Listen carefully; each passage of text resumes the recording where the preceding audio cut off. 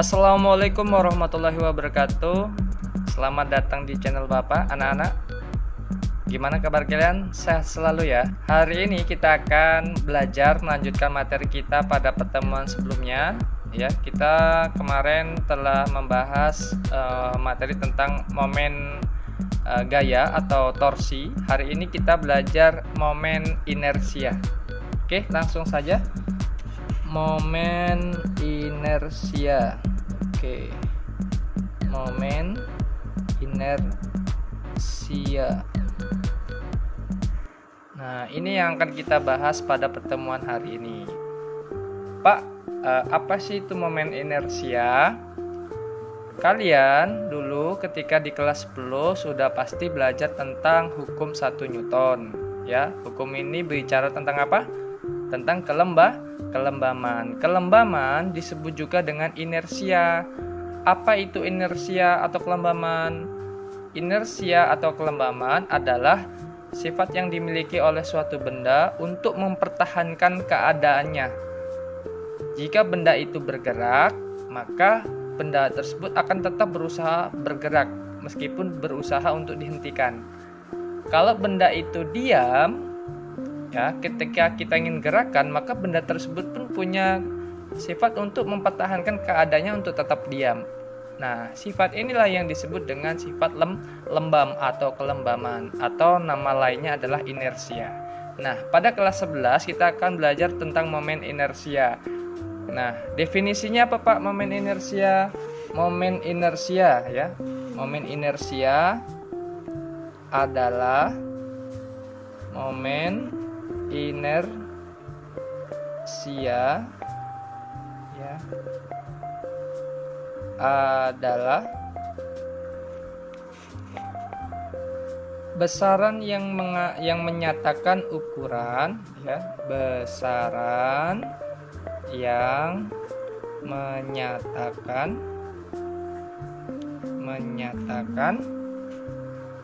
apa? Menyatakan kelembaman tadi, ya, kelembaman atau inersia. Oke. Besaran yang menyatakan kelembaman dalam kurung inersia. Kelembaman dari apa? Dari benda. Oke, dari benda yang mengalami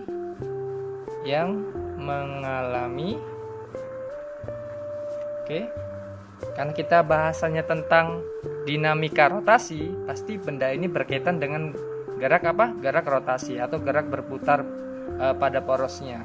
Jadi mengalami gerak rotasi. Oke, itu definisi dari momen inersia. Nah, di sini ada yang perlu digarisbawahi adalah kelembaman inersia tadi, ya. Jadi benda itu ketika posisinya diam, kemudian kita berusaha untuk menggerakkan berputar benda itu, maka benda tersebut berusaha untuk mempertahankan keadaannya untuk tetap diam.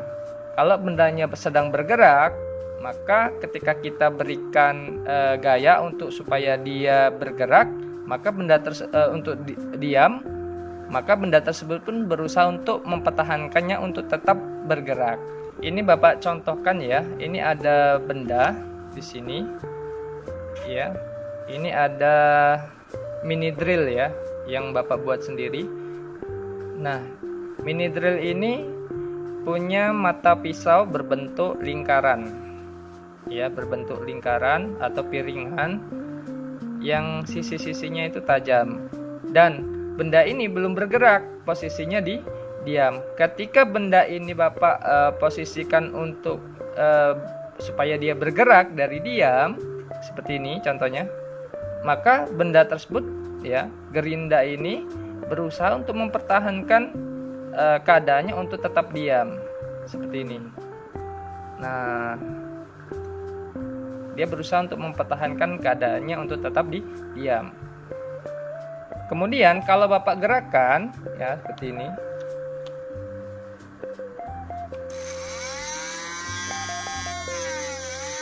Kemudian ketika dia sedang bergerak dan Bapak usahakan untuk dia berhenti ya seperti ini, maka dia punya kecenderungan untuk apa? Untuk mempertahankannya supaya dia tetap bergerak.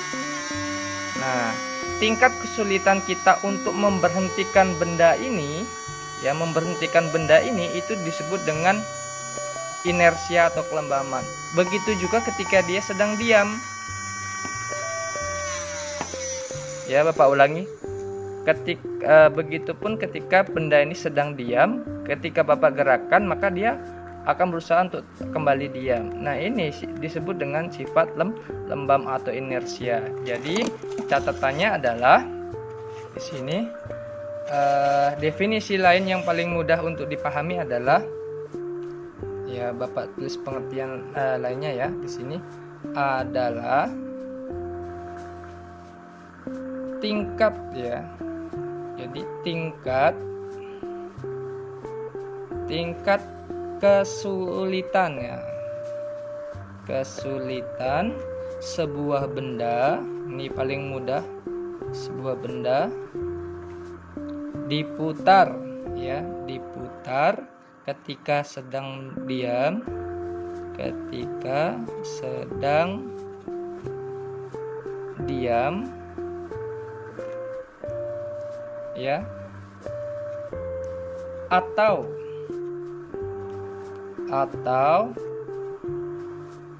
tingkat kesulitan benda atau tingkat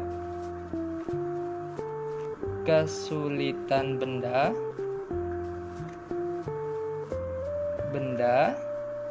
yang sedang berputar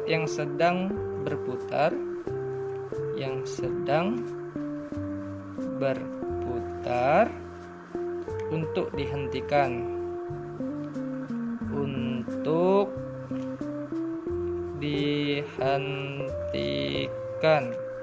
Oke. Titik ya. Jadi makin sulit sebuah benda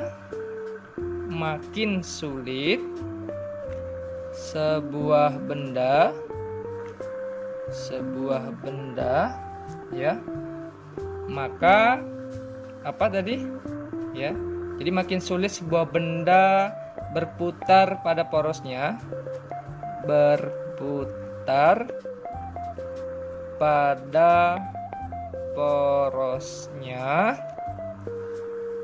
maka makin besar momen inersianya.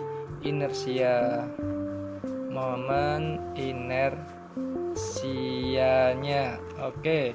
Jadi kalau dia makin sulit benda itu diputar ya pada porosnya, maka makin besar momen inersianya.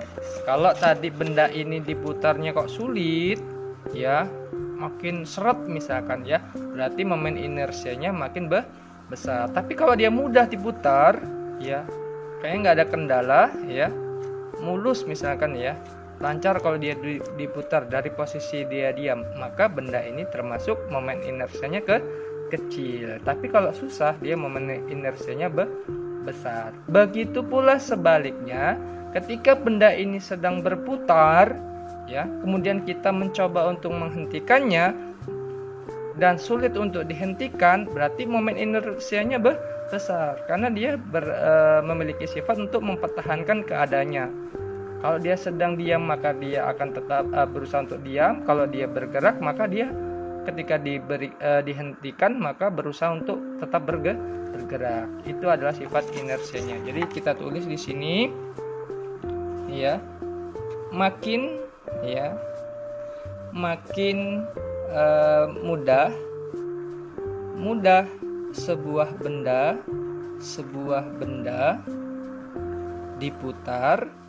diputar pada porosnya, maka makin kecil momen inersianya, maka makin kecil momen inersianya. inersianya. Oke, seperti itu ya. Jadi momen inersia ya, di sini Bapak tulis ya, gambar ya. Misalkan sini ada sebuah partikel ya. Partikel ini berbentuk bulat. Kemudian di sini ada batang ya. Ada sebuah batang di sini ya. Batang yang tegak lurus. Kemudian partikel ini mempunyai jarak. Ya, dia sedang berputar mengelilingi si batang yang sedang bergerak, yang sedang tegak lurus ini. Nah, seperti ini ya. Oke, sorry, gambarnya kurang mulus. Nah, anggaplah seperti itu. Nah, benda ini sedang berputar. Bisa berputarnya ke kanan misalkan. Oke.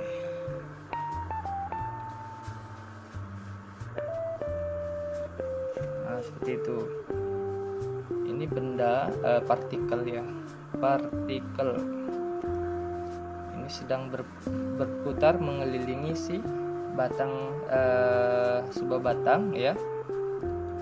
Nah, maka momen inersianya dapat dinyatakan di sini ya.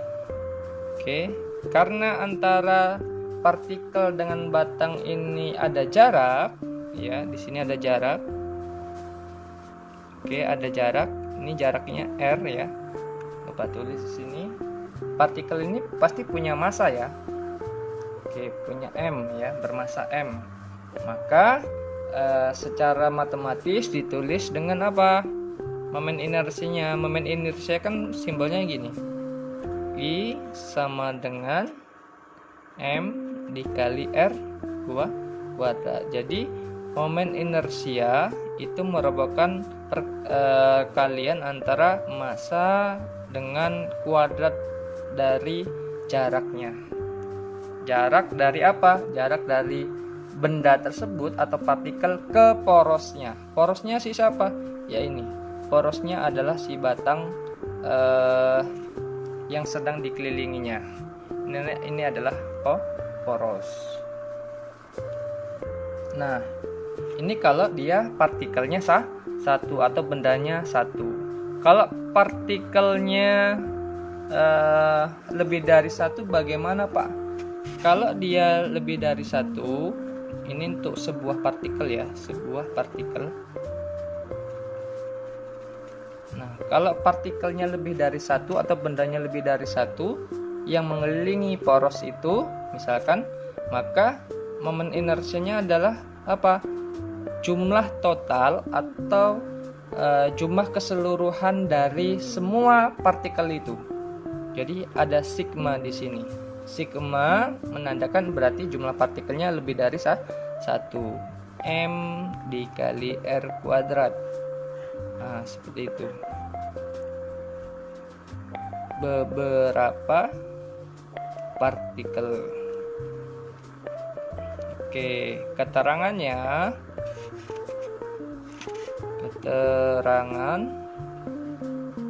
Oke, di sini Bapak tulis I adalah tadi momen inersi ya, momen inersia.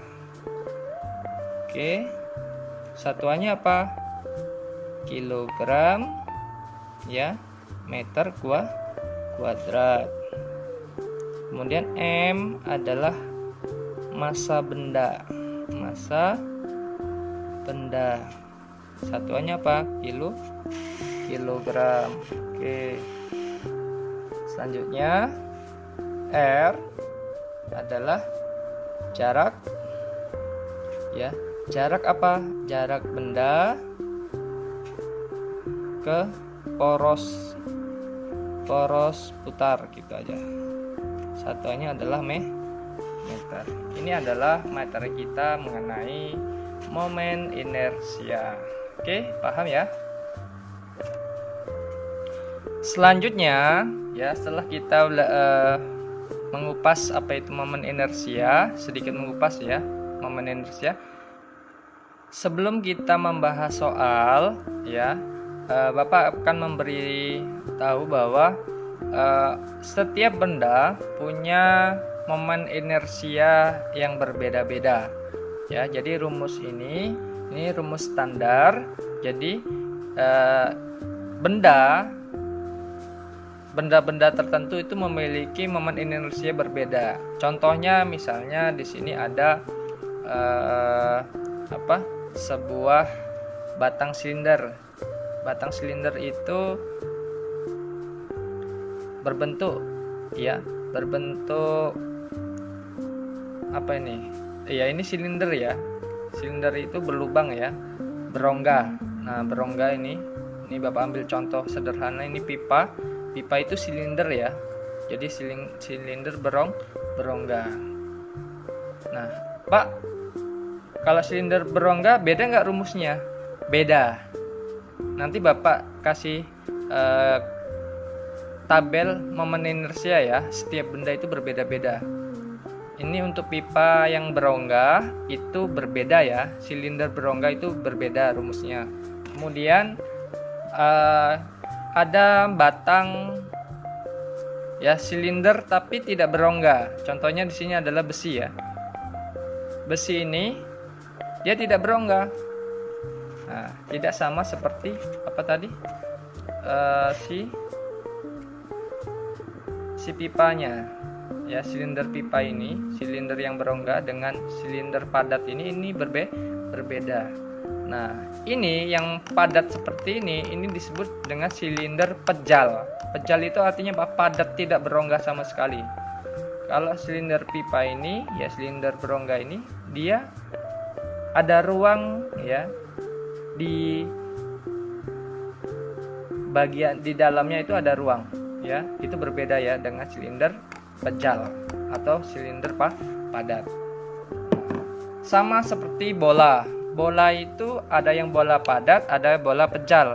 Bola padat itu contohnya seperti kelereng, itu padat ya. Di dalamnya tidak ada rongga sama sekali. Tapi kalau bola voli, bola basket ya, atau bola-bola yang dimainkan di lapangan itu rata-rata dia bolanya berongga, kecuali bola untuk lempar permainan atletik ya, yang terbuat dari besi padat. Nah, itu disebut dengan bola pejal. Kalau ini bola plastik, dalamnya berongga. Itu rumus momen inersianya tadi itu berbeda semua.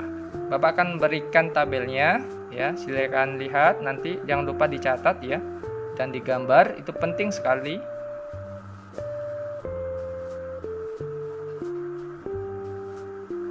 Oke, sudah dicatat ya dan digambar tabel momen inersia setiap benda. Oke, kita selanjutnya akan membahas contoh-contoh soalnya. Oke, di sini kita akan bahas contoh soal. Oke, Pak, bagaimana cara mengerjakan soalnya? Nah, oke. Di sini sebuah benda, contoh yang pertama, sebuah benda bermasa 0,6 kg diikatkan pada batang yang masanya dapat diabaikan. Jadi massa dari batang ini itu kita nggak usah hitung ya. Kemudian tentukan momen inersia sistem terhadap poros.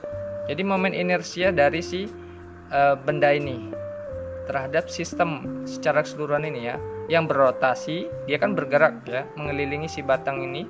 Maka cara menyelesaikannya bagaimana? Oke. Berarti Bapak tulis di sini ya. Jawab ya. Penyelesaian ya. Diketahui tadi apa? Maksudnya diketahui ya. M 0,6 kg.